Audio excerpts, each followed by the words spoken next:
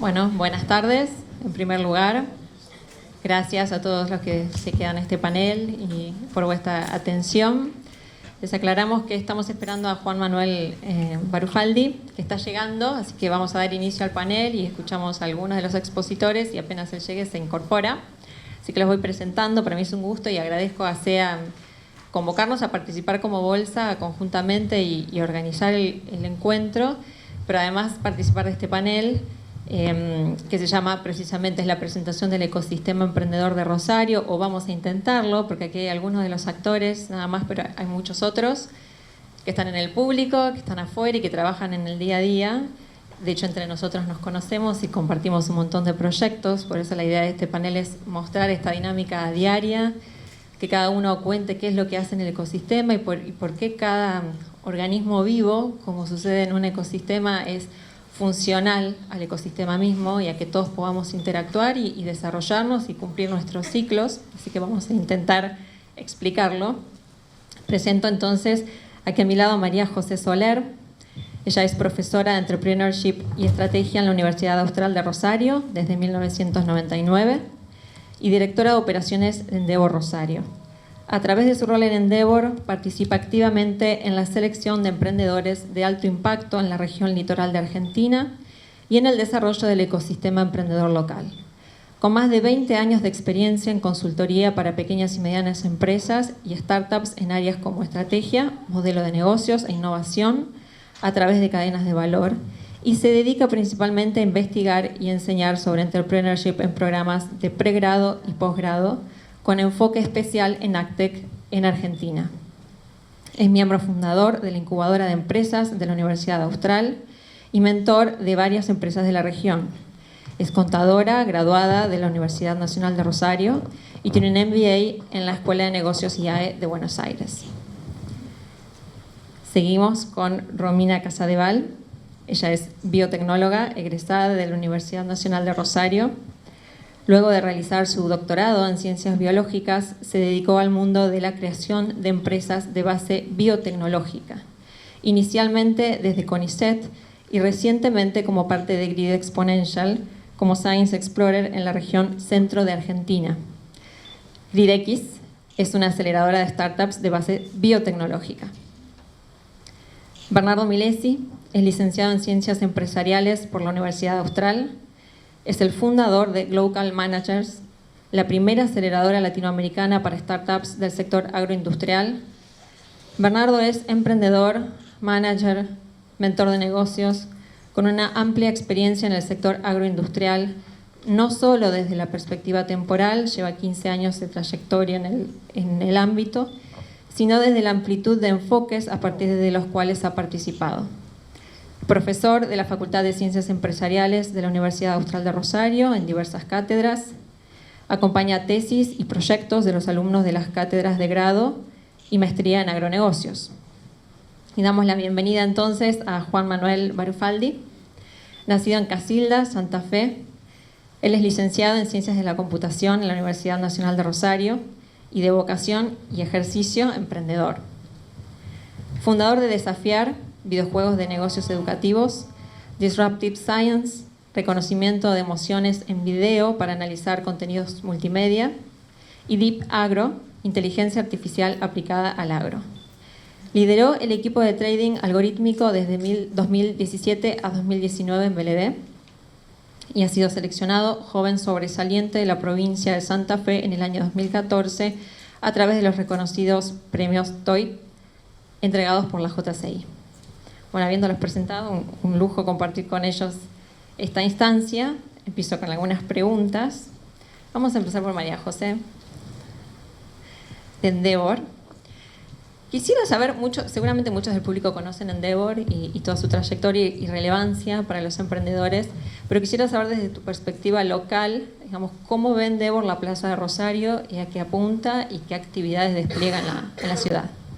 Bueno, Endeavor es una fundación que está en Argentina desde hace 20 años y nosotros hacemos foco en lo que sería la última etapa de los emprendedores, o sea, cuando los emprendedores quieren convertirse en compañías más grandes, en la etapa de scale up, o sea, buscamos compañías que ya están en marcha, que ya están vendiendo, que tienen su modelo de negocios validado y están buscando dar ese salto, quizá exportando sus productos, buscando nuevos mercados, creciendo en cantidad de empleados. Entonces nosotros trabajamos en lo que sería la etapa final de los emprendedores, que quizá los conocimos con una idea hace 6 o 7 años, y nosotros y otros actores del ecosistema los fueron ayudando a que ese proyecto creciera, pero los servicios de Endeavor están focalizados en esa etapa final del emprendedor, cuando el emprendedor quiere dar ese salto final. Es muy gratificante ver emprendedores que conocimos hace 8 años o 7 años, que estaban con una idea, que tenían un MVP y hoy ya están en estadio de ser apoyados por Endeavor y de recibir todos los servicios de la fundación. Endeavor hoy en Argentina tiene más o menos 180 compañías seleccionadas, y las compañías más relevantes o más conocidas son Mercado Libre, por ejemplo, Globant, Auxiro, que fue la última compañía en convertirse en un unicornio. Son todas compañías que para nuestra región serían pymes, o sea, estamos buscando compañías que hoy ya están establecidas y quieren dar ese salto de crecimiento.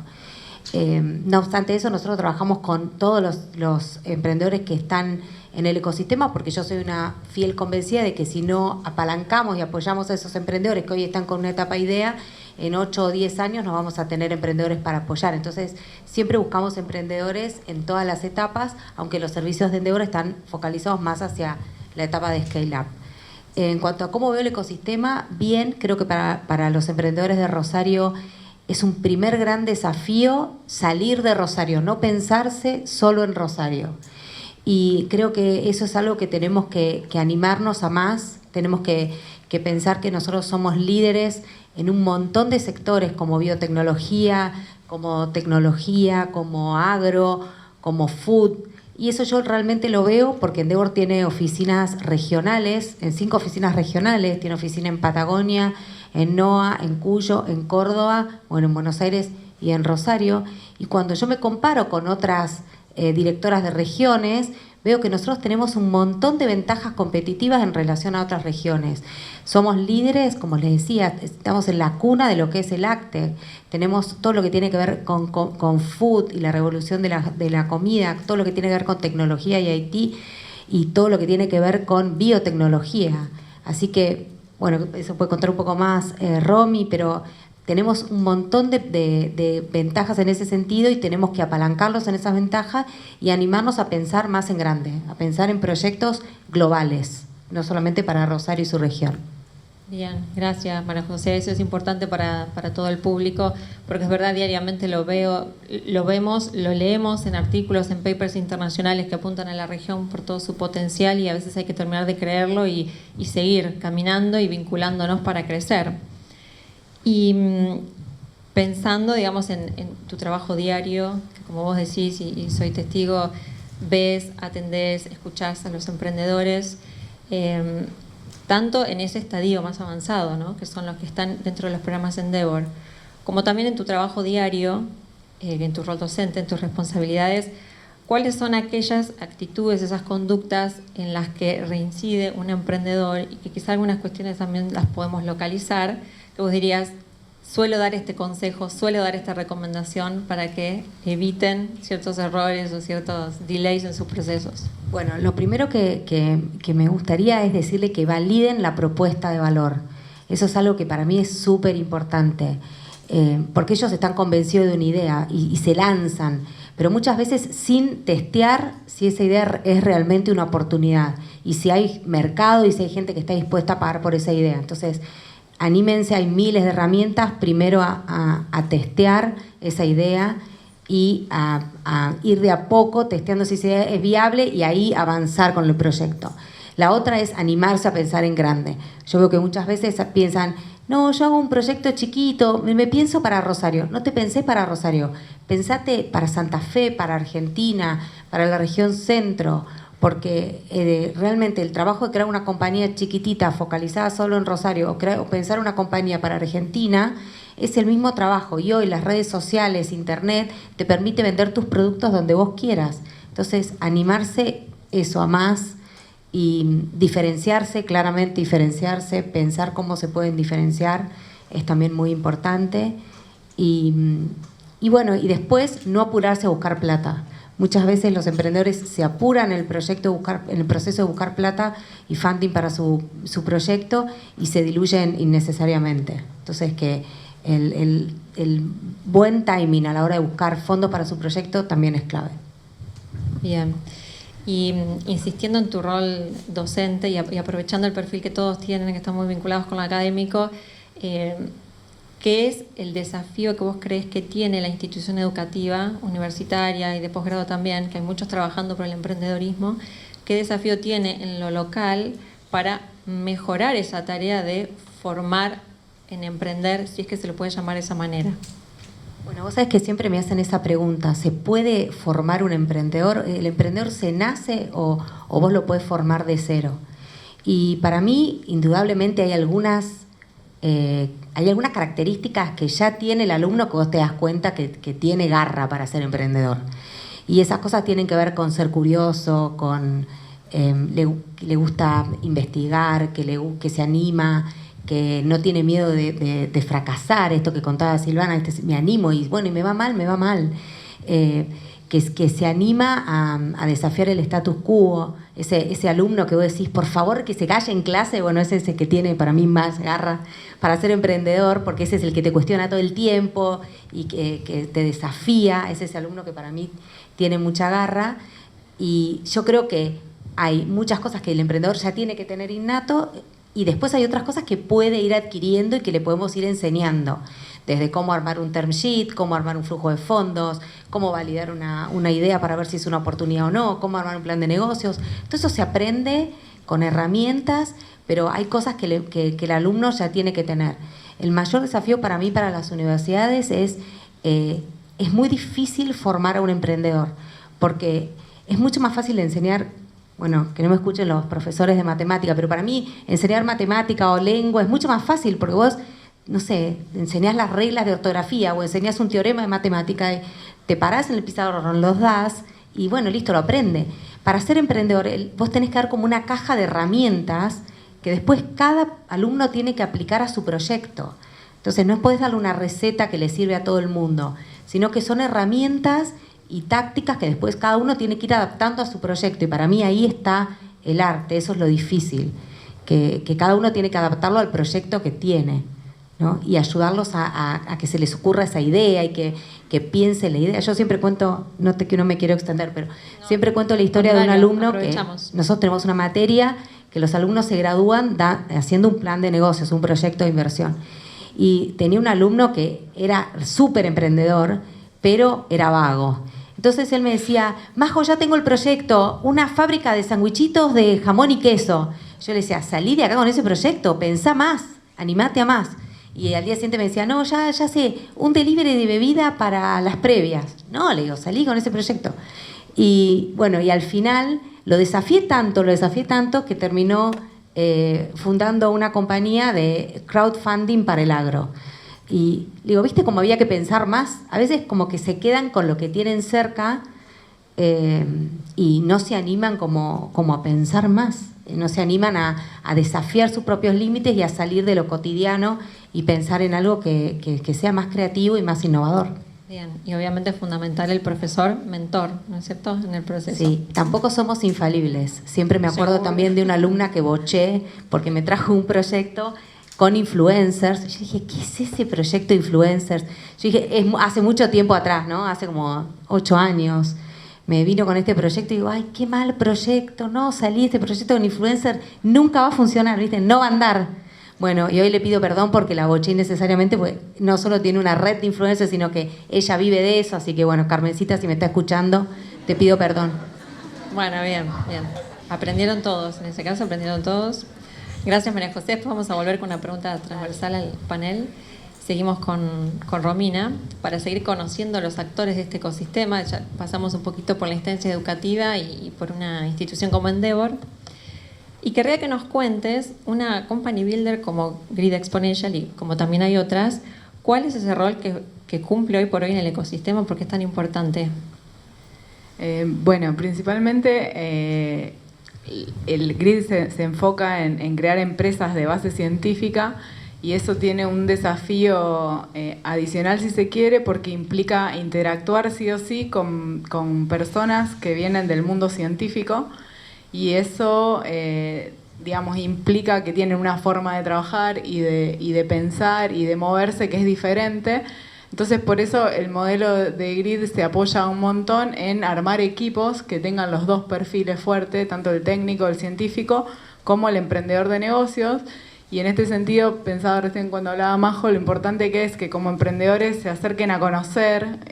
En realidad tiene que ser de los dos lados, también los científicos tenemos que abrirnos mucho más a comunicar mejor lo que hacemos y a animarnos a salir del laboratorio, pero hay ahí como un gran trabajo de hormiga de ir juntando a las personas que sean suficientemente permeables como para transitar toda esta diferencia o esta diferencia de perspectiva y de velocidades y de qué es lo que se prioriza para generar equipos potentes que puedan llevar a tecnologías innovadoras digamos, a tener impacto a nivel global, digamos. Y eso es un desafío grande porque el científico está pensando para adentro y el emprendedor muchas veces no tiene acceso, o sea, no conoce lo que se está haciendo en el mundo científico. Y bueno, entonces gran parte del modelo de GRID es favorecer esa interacción y tratar de generar, digamos, equipos potentes que se entiendan en ese sentido y no esperar por ahí que el científico a lo mejor tome todo el rol en lo que es el negocio, porque es una cuestión ineficiente si se quiere, es aprender algo que es súper complejo y que tiene un montón de chispa y de creatividad. Y por ahí el científico tiene un perfil en general que quiere estar profundizando lo técnico y entendiendo mejor esto, entonces es como una forma de que las dos patas estén bien balanceadas. Y en el día a día, GridX trabaja, por ejemplo, con convocatorias o con concursos para ir conociendo esos equipos o favoreciéndolos, ¿no es cierto? Respecto a, digamos, a lo que es el modelo se apoya, digamos, se basa para generar estos equipos en dos estrategias. Por un lado, se explora constantemente el sistema científico para identificar líneas que tengan potencial, y por el otro lado se difunde la propuesta en escuelas de negocios o en cátedras de emprendedores como para que las personas que quieren emprender y no saben en qué, esto que Majo decía, bueno, quiero emprender, ya se nota que esa persona tiene la inquietud bien clara y a lo mejor le cuesta pensar cosas que tengan alto impacto por eso, por no estar en contacto. Y la ciencia tiene un montón para aportar en ese sentido, entonces contarlo en los dos lados permite que cada año se generen, digamos, se seleccionen 20 líneas de investigación y entre 15 y 20 emprendedores como para hacerlos transitar juntos un proceso de inmersión, digamos, en el cual de alguna manera u otra puede o no generarse ese equipo, porque no es algo que se pueda forzar, digamos, pero sí hay como una instancia en el proceso que se denomina Ignite para nosotros, es un proceso que dura 3 meses, que busca, entre otras cosas, favorecer esa interacción, que se conozcan los dos mundos y ver si ocurre esa magia, esa conexión que en definitiva, más allá de querer emprender o querer estar en ese sector, tiene que ocurrir. Hay un montón de cuestiones de química, digamos, un socio es casi una pareja, no sé, no es algo que podamos forzar, pero sí hay un trabajo fuerte en contar, tanto en el sistema académico, que por ahí no hay tantos representantes de ese sector en este auditorio, pero que también es un hueso duro de roer, digamos, algo contracultural para la ciencia y para el mundo emprendedor, para contar lo que tiene Argentina para ofrecer. O sea, Argentina tiene un diferencial en ciencia, tiene ciencia de calidad, y eso no es conocido para el que no está en contacto con el ambiente.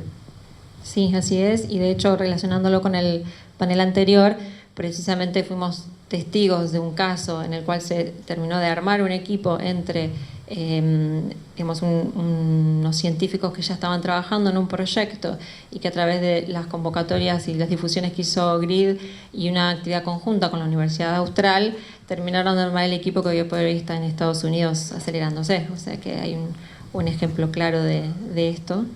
Y quería, digamos, para que nos cuentes un poco más en concreto tu experiencia, digamos, como Romina viene de toda una trayectoria como científica y en la investigación, pero siempre tuviste la inquietud por ver, bueno, cómo unimos ciencia y mercado, ciencia y negocios, cómo escalamos.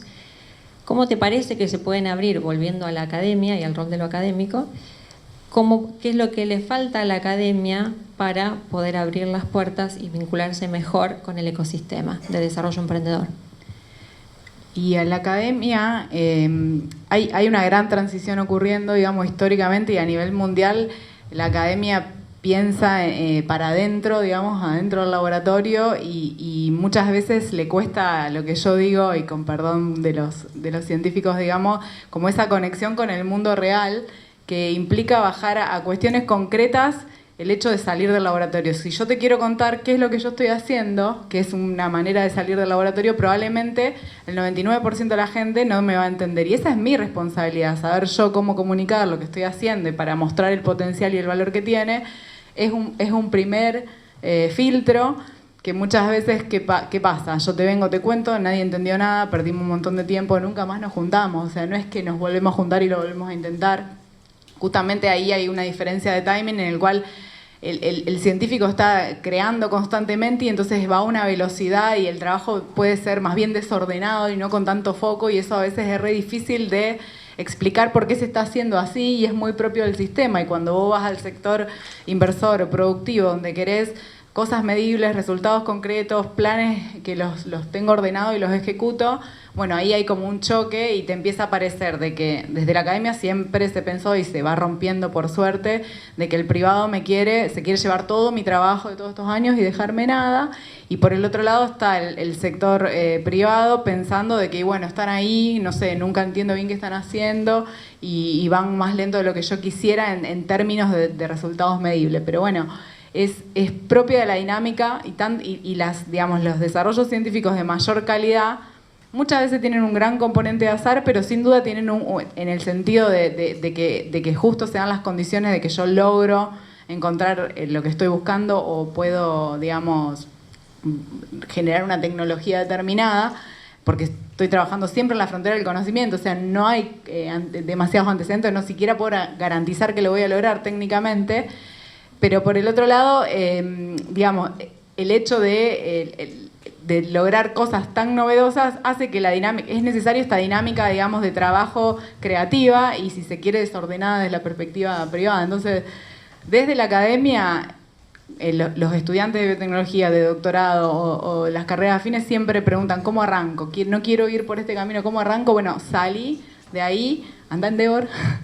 Es una re buena forma de empezar. De hecho, para mí fue muy inspirador 10 años atrás encontrar Endeavor, que no sabía lo que era, y ahí había gente que te decía que estaba trabajando de lo que había soñado y que se sentía bien, y eso te impulsa a darte... Y casi todas esas personas de alguna forma desafiaron el status quo en el que estaban, y eso en el mundo académico es difícil porque tiene una estructura muy, digamos, muy marcada, en el cual los pasos son estos y no otros. Entonces hay que romper también una barrera de animarse a hacer cosas diferentes, y bueno, se construye de a poco, y yo creo que con casos de éxito que por suerte empiezan a aparecer, y eso te da como un norte, te da un marco de que es posible ir a eso. Y entonces sí se nota muy rápido en estos 5 años, 10 años, 2 años a esta parte, la apertura, desde de los más jóvenes para arriba, pero hay como una apertura distinta, de que no me reconozco más en esta carrera académica tradicional, bueno, empiezo a buscar opciones, y ese es el primer paso para que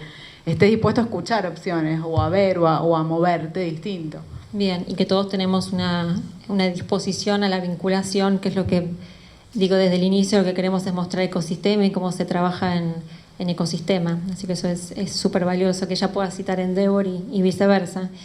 Y intentando citar a otro actor importante, que no llegamos a tenerlo en el panel, pero queremos explicar también el rol fundamental, y que GRID trabaja diariamente vinculándolos con los emprendedores, es el de los fondos. Porque detrás de toda esta búsqueda para que el emprendedor pueda desarrollar sus proyectos, y hablando de proyectos de base tecnológica, los fondos inversores son súper importantes, nacionales e internacionales. ¿Querés contarnos un poco cómo trabajan con los fondos? GRID puntualmente tiene un fondo de inversión, digamos, constituido por distintas empresas de Argentina y algunas personas físicas, digamos, que viene como a ser la tercer pata del modelo, una vez que se generó el equipo, digamos, potente, y hay una tecnología que se pueda, digamos, que tenga posibilidad de escalar y suficiente diferencial, y se formule un proyecto de inversión.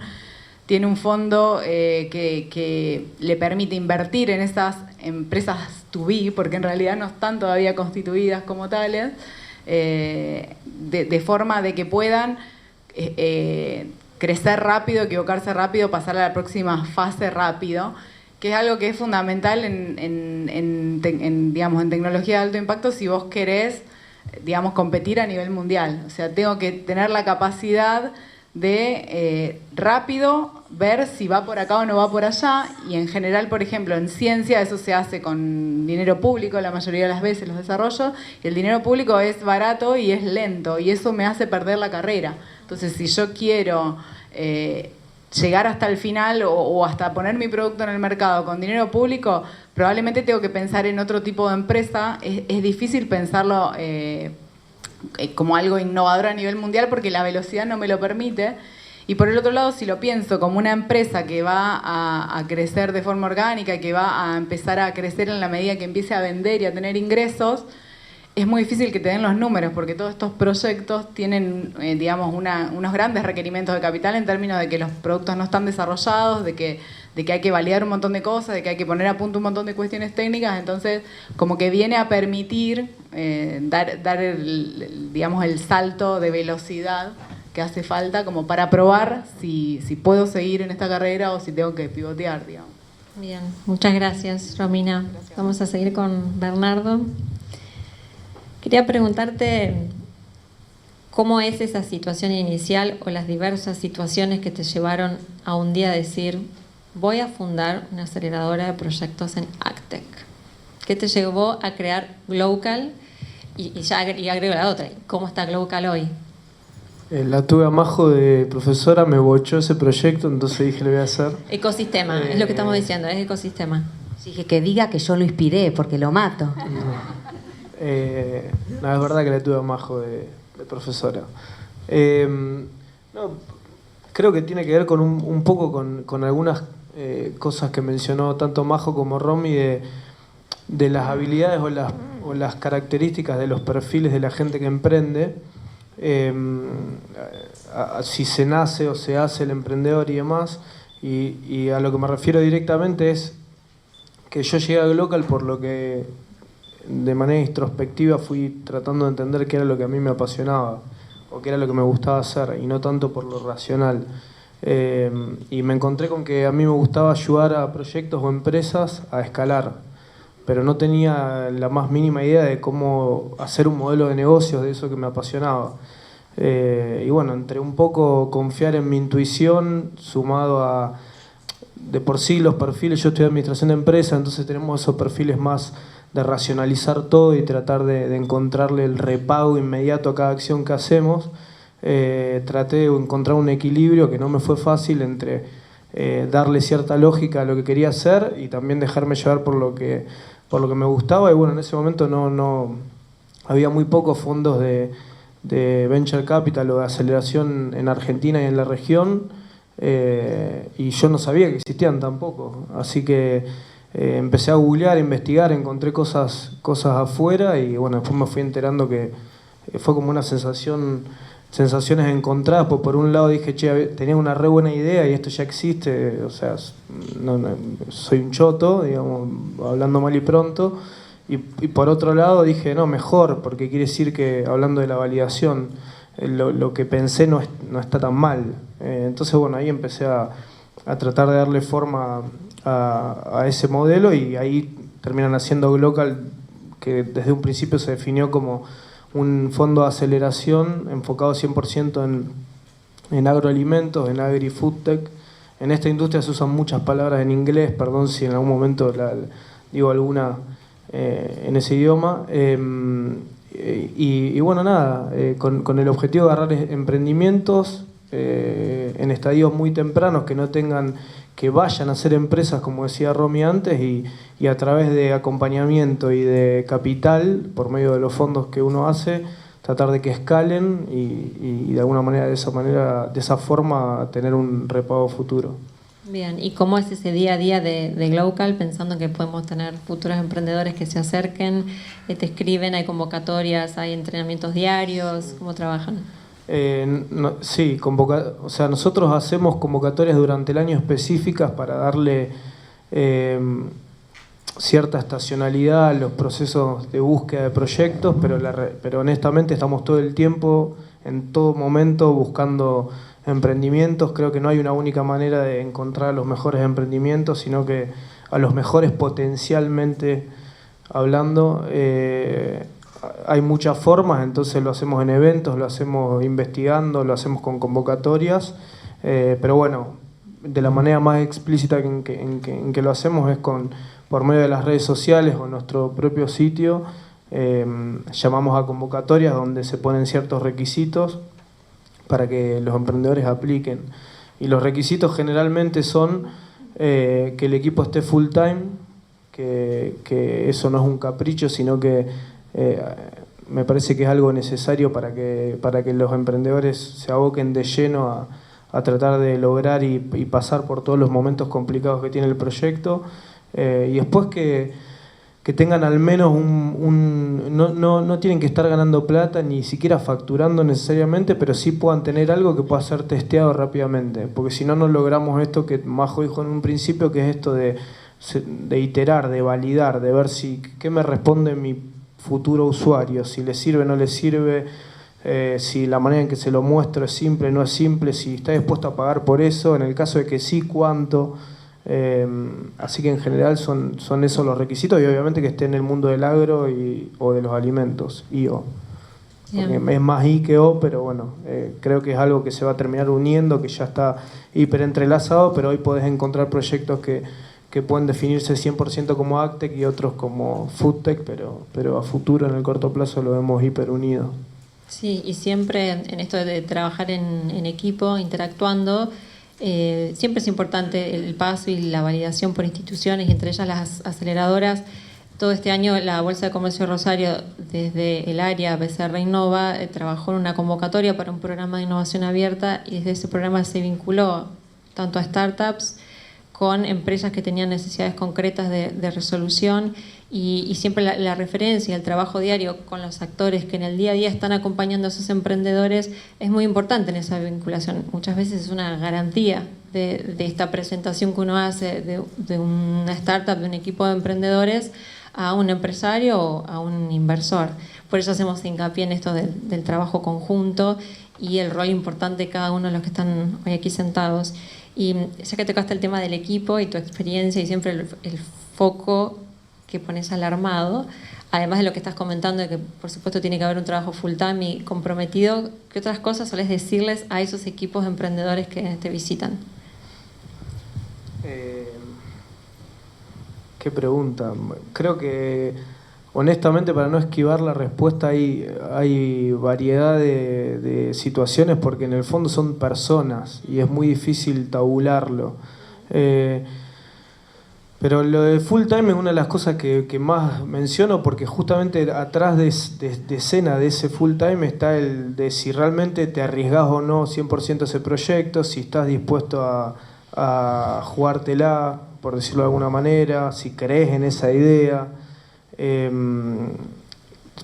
También evitás posibles problemas futuros, que es que, por ejemplo, hay uno de los emprendedores del equipo que está part-time y otro full-time. Eso ya no es garantía, pero es susceptible perdón, me desconcentró, claro. Uno part-time y otro full-time. Sí, eso es susceptible de que haya conflictos en el futuro entre el equipo emprendedor. Entonces, bueno, esa es una de las cosas más importantes. Después, un tema que no se suele mencionar, pero para mí es clave, es esto de, por la moda, odio las modas de por sí, y es como que el venture capital viene estando de moda, y eso trae cosas buenas y cosas malas. Lo bueno es que hace que se conozca mucho más, lo malo es que ahora cualquiera quiere decir que es una startup, y eso no le sirve al emprendedor. Hay emprendedores que tienen una idea o un modelo de negocios y nacieron en sus aptitudes y su forma de ser para tener una gran empresa, que le puede ir muy bien y ganar mucha plata, pero no quiere decir que pueda recorrer el camino de venture capital o de una startup. Entonces, cada vez más tenemos esa discusión de si vas más por el modelo de empresa o por el modelo de startup. Esa es una gran discusión que tenemos interna en nuestro equipo, y hasta nos peleamos un poco a veces, y después con los emprendedores, que a veces notás como que es forzado el hecho de no quiero ser startup, quiero ser startup. no está ni bien ni mal ser startup o no. Tenés que saber que el camino de capital de riesgo implica ciertas habilidades y cierta velocidad y ciertos riesgos, y el otro lo mismo, hay pros y contras como en cualquier cosa. No sé si te respondí, creo que tiré dos o tres temas, pero... Claro que sí.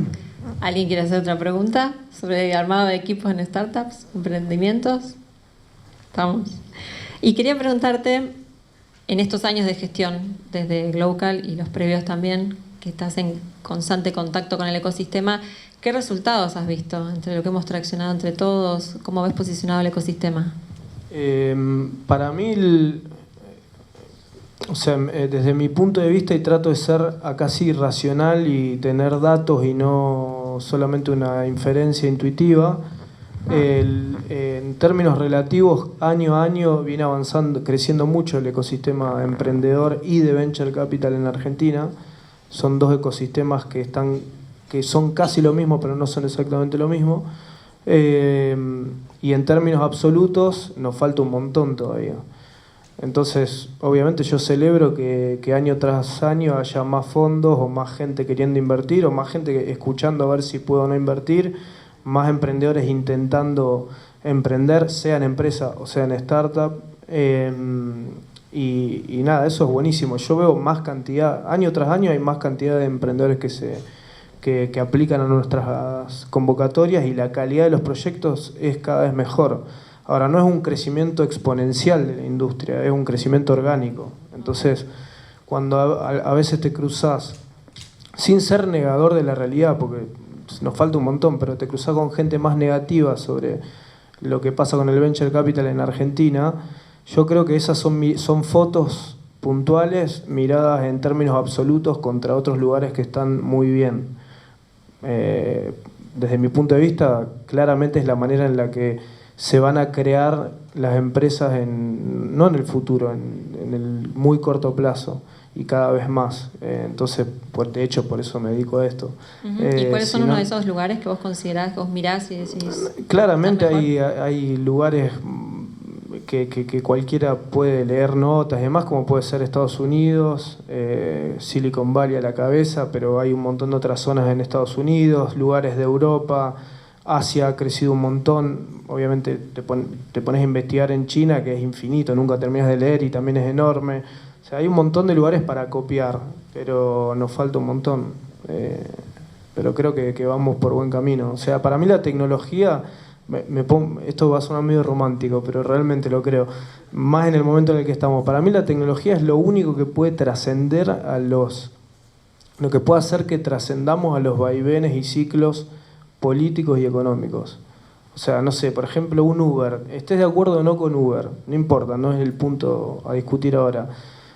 Llega un punto que un sindicalista no se puede oponer a eso. O sea, tarde o temprano la ola pasa. Entonces, yo cito siempre ese ejemplo porque me parece gráfico para explicarlo. Hace que las cosas, ese tipo de cosas que tanto nos impactan a nosotros en Argentina, pasen a ser secundarias. Entiendo. Gracias, Bernardo. Bueno, y vamos con Juan Manuel Marufaldi, que más allá de su evidente juventud, ha tenido un largo paso por diversos emprendimientos que ha liderado. Y quería situarme en Deep Agro, en lo que estás trabajando a full actualmente.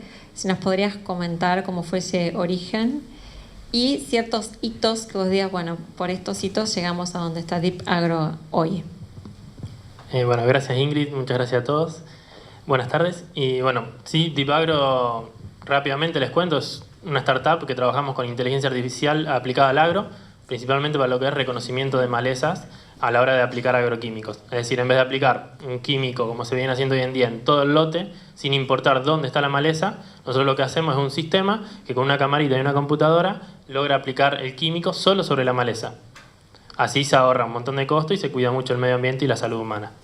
Y el comienzo, el por qué me introducí un poco en esto, yo en el año 2003 empecé a emprender, me metí más que nada en el mundo de la educación. Yo estudié tecnología, ciencia de la computación, y a lo largo que me iba metiendo en computación empecé a especializarme en lo que es inteligencia artificial y en lo que es computer vision, que es utilizar a las cámaras para que la computadora vea. Es decir, que interprete lo que pasa por medio de una cámara como si fuera un ojo.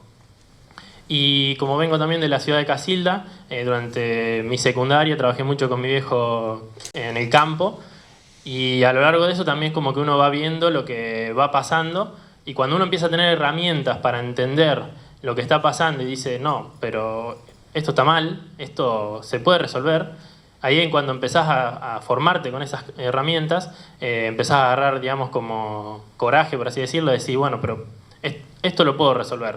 O sea, a mi viejo le puedo cambiar un poco la vida.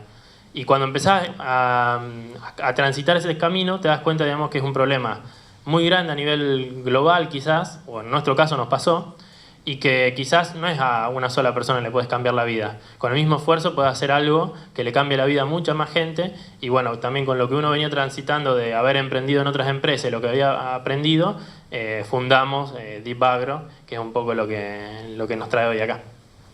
Bien, y hoy por hoy están pasando por un muy buen momento con reconocimientos incluso internacionales. ¿Querés contarnos sobre cómo está Deep Agro hoy?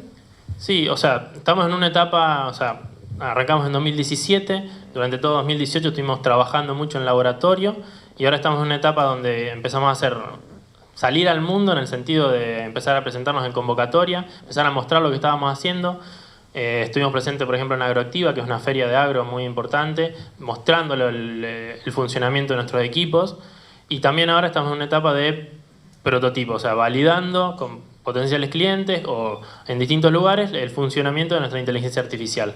Lo que sí se nos está dando mucho, que es como reconocimientos, es en distintos eventos donde nos vamos presentando, que vamos teniendo la suerte por ahí de ganar los eventos.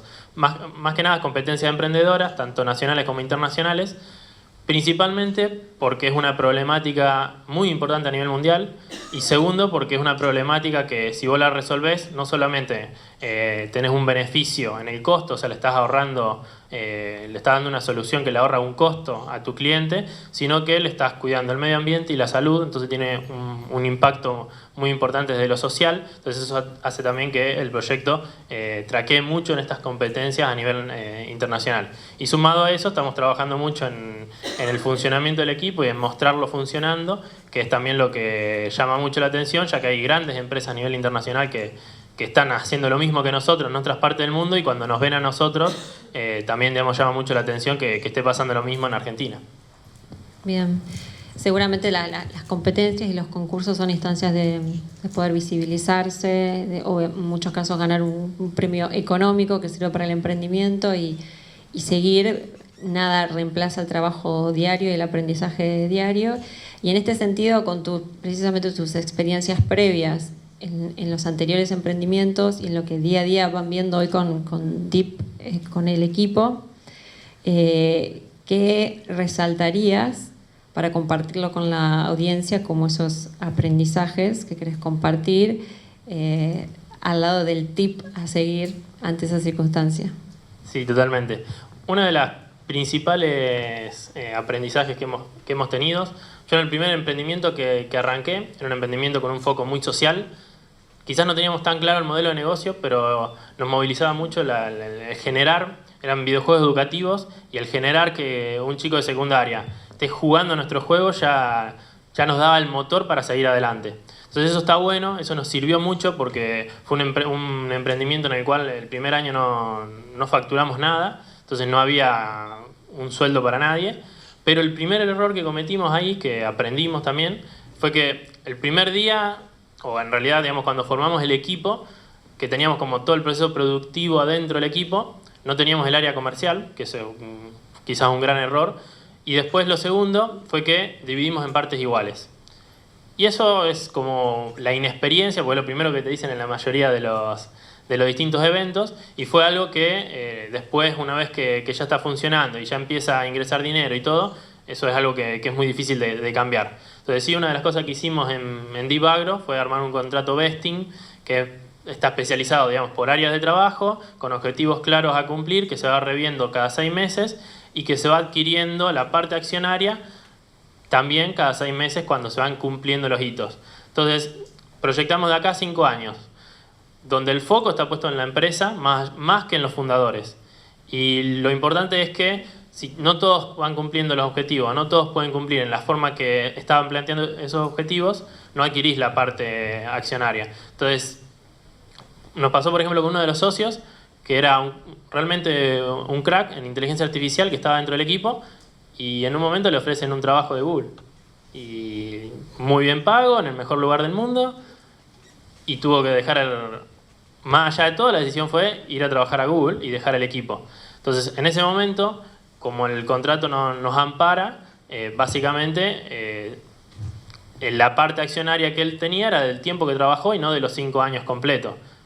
O sea, no se llevó el 20% de la empresa, se llevó el porcentaje que le correspondería por el tiempo que trabajó. Entonces esos contratos, yo la verdad no lo conocía hasta que pisamos Endeavor con uno de los programas de Endeavor y nos contaron eso, y la verdad que te cambian mucho la sinergia en el trabajo en equipo, el ir cumpliendo los hitos y demás, el poder lograr eso también motiva mucho, y segundo, te resguarda mucho a la empresa frente a lo que pueda pasar a futuro. Bien. Y ahora sí quería ir a una pregunta, que tómense el tiempo para responderla. Pueden ser políticamente incorrectos también, porque en el panel anterior dijeron todo lo que fueron espontáneos, así que acá también nos podemos reír, digan todo lo que piensan.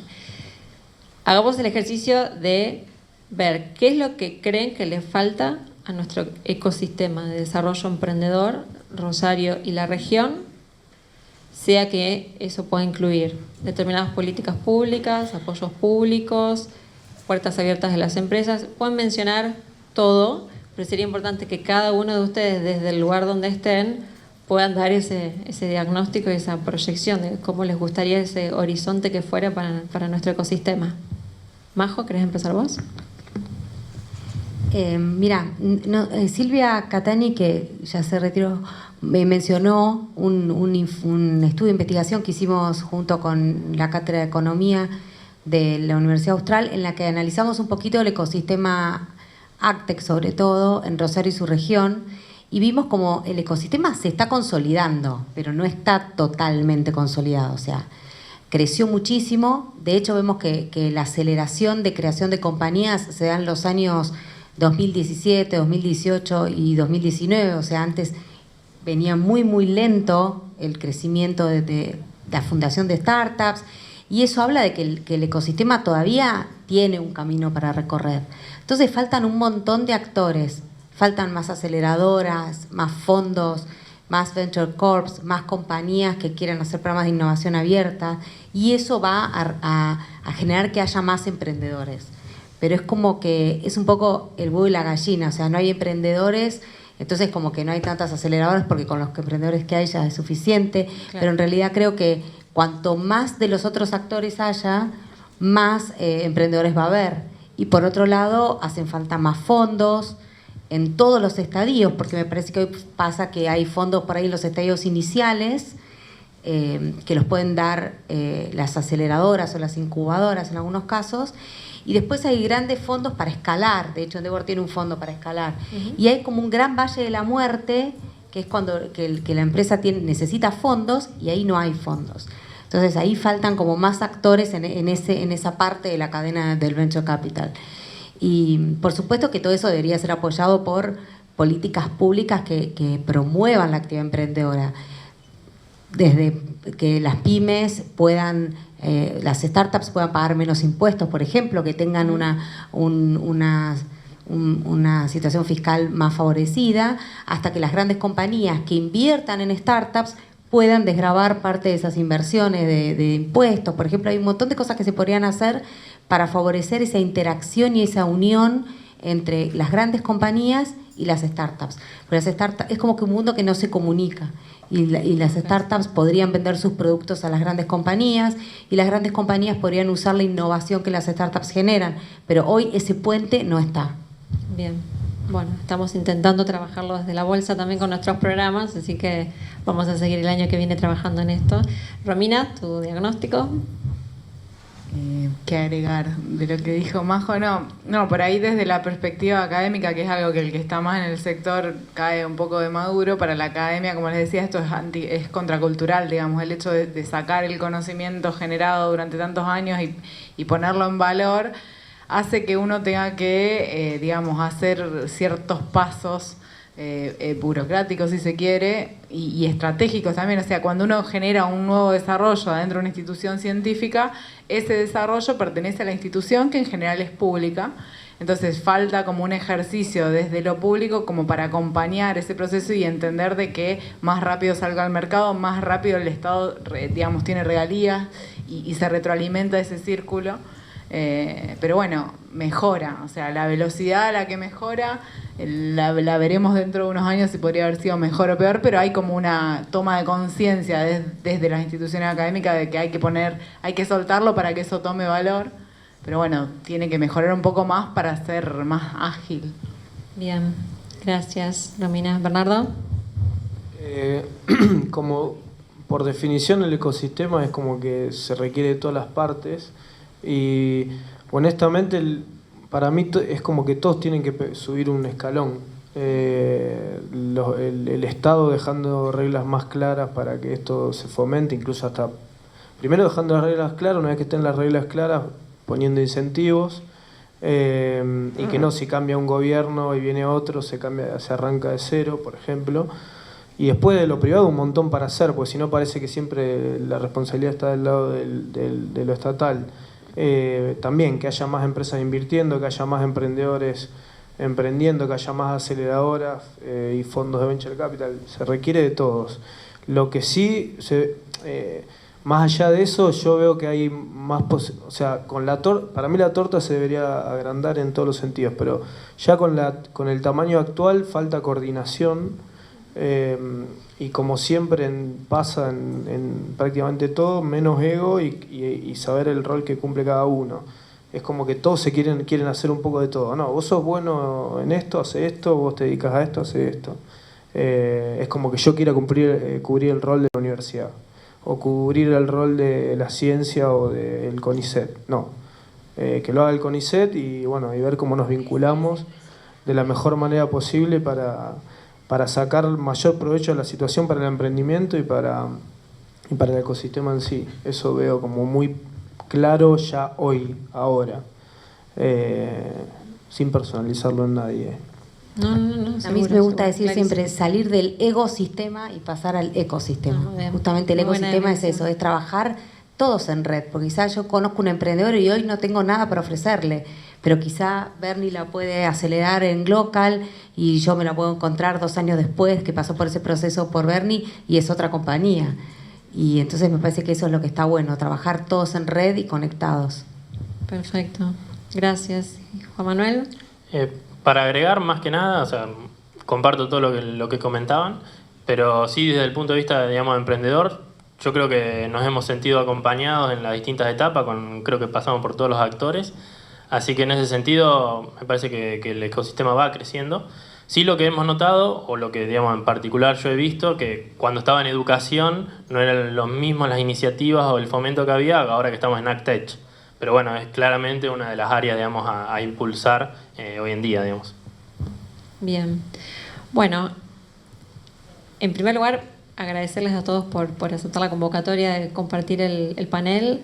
Obviamente a todo el público que ha estado hasta este último momento presentes. Para mí ha sido un placer, así que nos despedimos con un aplauso para los panelistas.